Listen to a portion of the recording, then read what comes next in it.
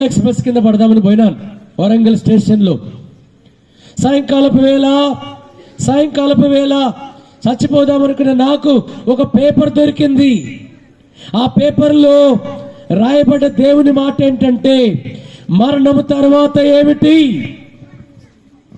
పిల్లలు కూర్చోండి. ఆ మాట నేను చదివినాను. అందులో ఏం రాయబడిందంటే, భూమి మీద పుట్టిన ప్రతి మనిషి చస్తాడు. పటేల్ అయినా, ఫకీర్ అయినా, అమీర్ అయినా, బికార్ అయినా అందరూ చచ్చేది నిజం. అయితే చచ్చిన తర్వాత రెండు మార్గాలున్నాయి: పరలోకము నరకం, లేదా వైకుంఠం యమగుండం. భాషలు వేరైనా భావం ఒక్కటే.